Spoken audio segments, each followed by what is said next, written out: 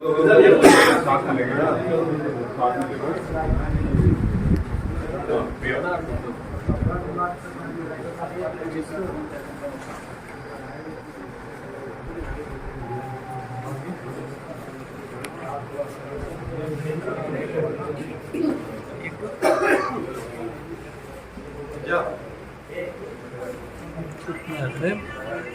You.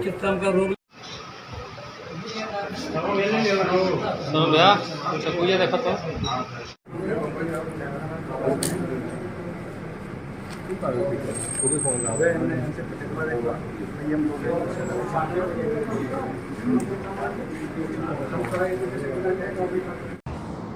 Ji sir, Bhimpura में जो हत्या हुई थी उस मामले में क्या पुलिस का कहना है?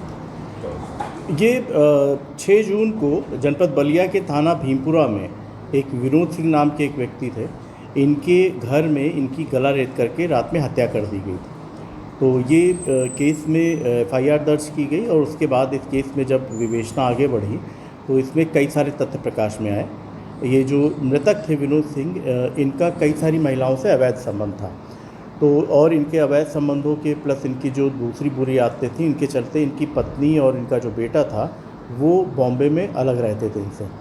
और ये मृतक थे, इन्होंने अपनी जो प्रॉपर्टी थी उस प्रॉपर्टी को भी बेच करके अपनी गलत आदतों में उसको बर्बाद करना शुरू किया। तो इसकी वजह से इनकी पत्नी काफ़ी क्षुब्ध थी। तो इनकी हत्या की जो प्लानिंग है वो इनकी पत्नी अनीता है, अनीता सिंह, इन्होंने की थी। और बॉम्बे में ही उन्होंने 3 लोगों से संपर्क किया, जिनमें से एक व्यक्ति है जो कि प्रतापगढ़ का रहने वाला सुनील सिंह, उसके अलावा अजय चौहान और सनी चौहान, ये जौनपुर के रहने वाले हैं। और इनके साथ मिलकर के जो मृतक विनोद सिंह थे, इनकी हत्या की साजिश रची।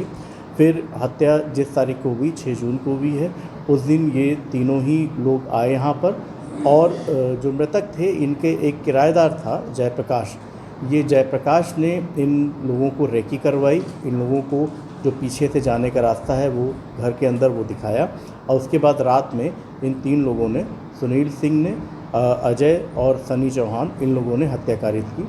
तो हमारी जो SWAT सर्विलांस टीम है प्लस थाना पुलिस है, इन लोगों ने मेहनत करके ये अभियुक्तों की गिरफ्तारी की। इसमें 2 अभियुक्त इसमें अभी नहीं पकड़े गए हैं, सनी और अजय चौहान।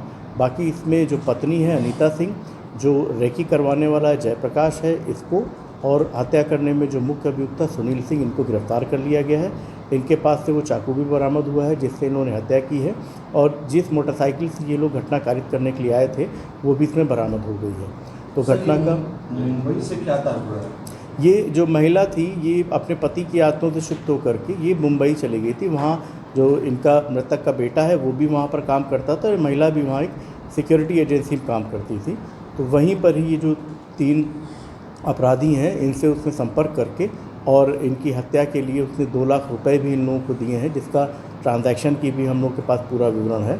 2 लाख रुपए दे करके उसने इन लोगों की मदद से हत्या करवाई अपने पति की। सर, मृतक के ऊपर पहले भी हमला हो चुका था 2-3 साल 4 साल पहले। हाँ, ये जब मृतक की जब हत्या हो गई उसके उपरांत जब छानबीन हुई तो ये जानकारी में आया कि लगभग 3-4 साल पहले मृतक जब एक ट्यूबवेल पे, उसके अपने ही घर के पास में ट्यूबवेल था, वहाँ पर वो सो रहा था, तब उसके ऊपर कुछ लोगों ने हमला किया था जिसमें उसको चोटें भी आई थी। लेकिन उस समय मृतक ने जो किसी प्रकार की कोई तहरीर नहीं दी थी, ना थाने पे कोई शिकायत ही की थी। और उस समय भी यही आया था कि किसी प्रेम प्रसंग के चलते ही मृतक के ऊपर ये हमला हुआ था। तो सर, जो मृतक की पत्नी है उसने जो सुपारी दिया जिस तरीके से और अपराधियों से संपर्क किया, तो क्या पहले से वो अपराधी इनके संपर्क में थे या फिर सिर्फ इस काम के लिए ही उन्होंने संपर्क किया था? नहीं, ये वहाँ पर मुंबई में ही इस काम के लिए ही संपर्क इन लोगों से किया था और उसके बाद इन लोगों ने इस घटना को कारित किया। क्या उनका बेटा भी इसमें इन्वॉल्व है या फिर? नहीं, बेटे की संलिप्तता के अभी कोई प्रमाण नहीं मिले हैं। ये इनकी जो पत्नी है, पत्नी से ही इनके संबंध बिल्कुल भी अच्छे नहीं थे, तो ये पत्नी ने ही ये घटना कारित करवाई है।